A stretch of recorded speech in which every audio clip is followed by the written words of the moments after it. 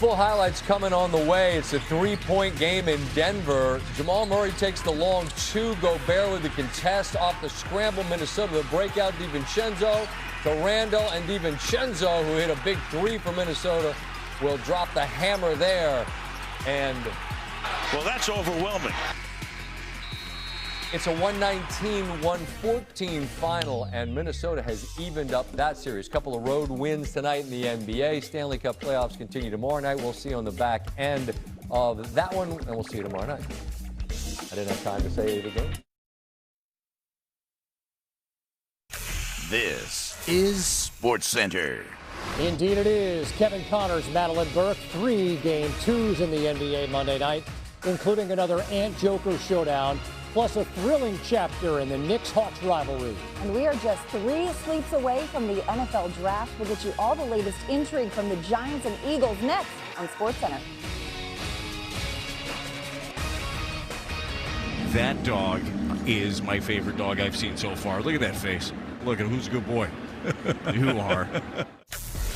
We begin with Denver eyeing a 2-zip lead on Minnesota. Nikola Jokic off his 22nd career playoff triple-double. Only Magic and LeBron have more. What a start for Denver. Jokic to Jamal Murray. The Nuggets led 24-11 after Murray completed the 4-point play. And then next possession, same combination, same outcome. Back-to-back 4-point plays for Murray. Later in the first, Tim Hardaway Jr. and 1.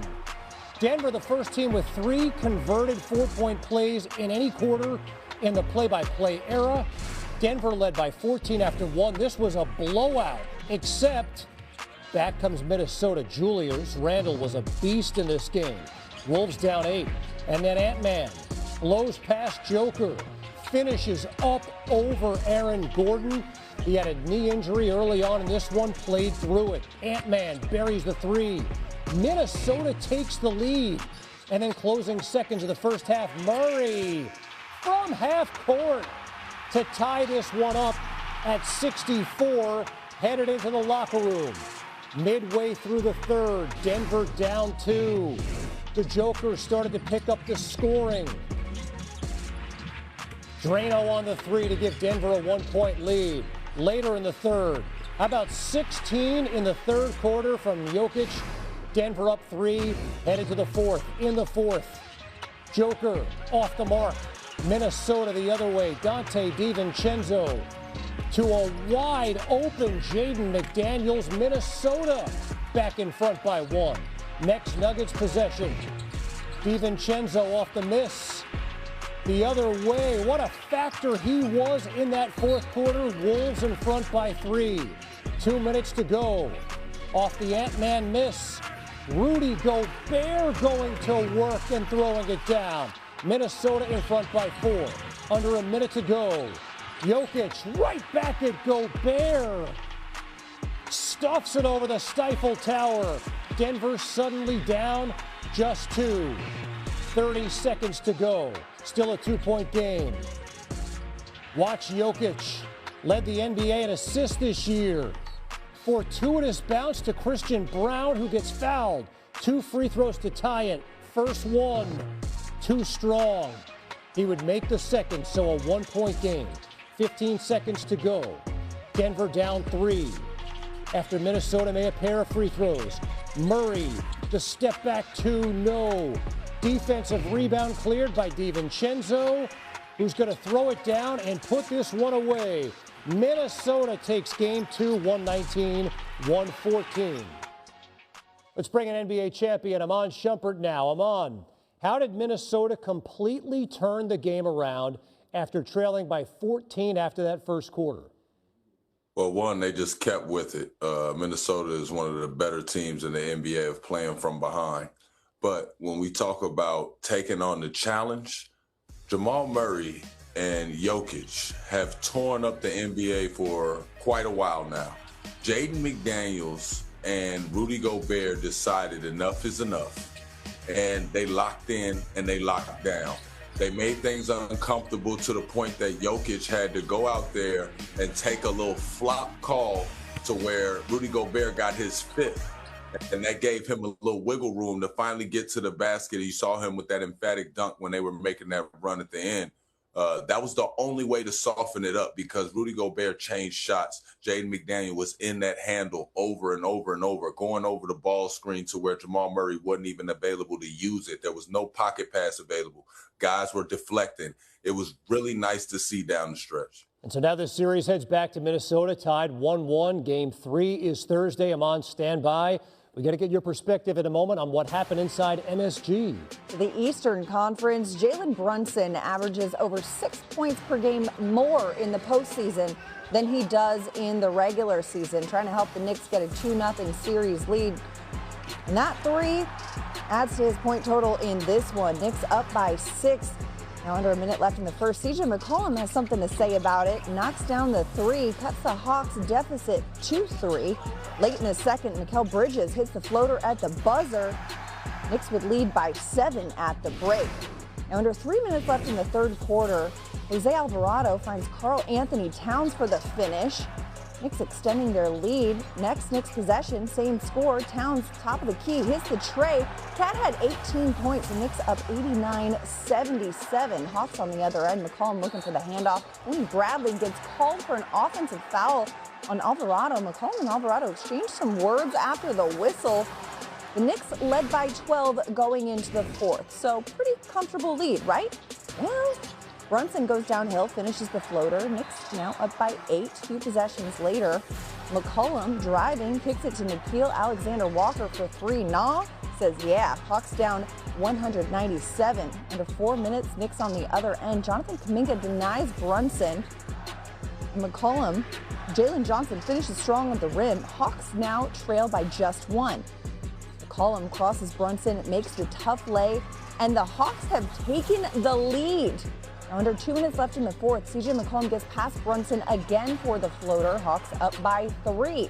Knicks on the other end. Brunson walks into the triple. That's good. The game is tied at 103. Knicks led by 12 going into the fourth, and now it's a tie game under 40 seconds. McCollum hits the J, puts the Hawks up by 2. Knicks on the other end. Walker rips Brunson. Hawks in transition. Johnson gets it, throws it down. Johnson's fired up. Atlanta up 107-103. 10.2 seconds left. Brunson wide open. Bucket. That's a 3. He had 29 points. The Knicks down by just 1. Hawks forced to call timeout. McCollum gets fouled. He's going to the line. Hawks up by 1 now. After missing the first, he attempts the second free throw, misses the second. Knicks with the rebound. Mikal Bridges with the jumper. It's no good. The Knicks fall short. The Hawks win. CJ McCollum, how does it feel to be the new villain of New York? I am no villain. I'm a nice guy with 2 kids and a wife. I think it's admiration. Great, passionate fans in a really hostile environment. It's fun. It's basketball. It's the playoffs. And if anything, I think it's a sign of respect. Obviously, I can control what I can control. And so poor decision making on my part. And a couple possessions, they played great defense, knocked the ball out of my hands. We just we got to play better with the lead. That's twice in the fourth quarter now that we've done that. We just go out there and hoop, man. The moment is what it is. It's a playoff series. You probably picked us to lose in 5 or 6, I would imagine, just like everybody else. So I would say for us, it's just about going out there and hooping.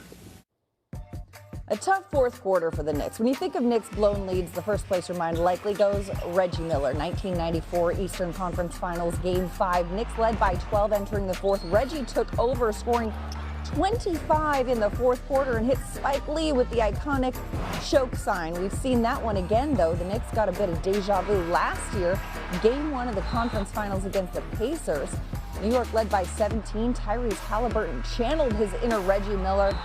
Hallie hit the game-tying rim-bouncing shot that sent it to OT and would win in OT with a familiar celebration there. Somehow, it happened again. The Knicks tonight led by 12 entering the fourth, and it just slipped away. Atlanta outscored them 15-6 in the final 5 minutes. It's tied with Reggie Miller game as their largest blown fourth quarter lead in the Knicks playoff history. We're back here with Iman Shumpert. Iman, first of all, I just got to ask, what happened to the Knicks?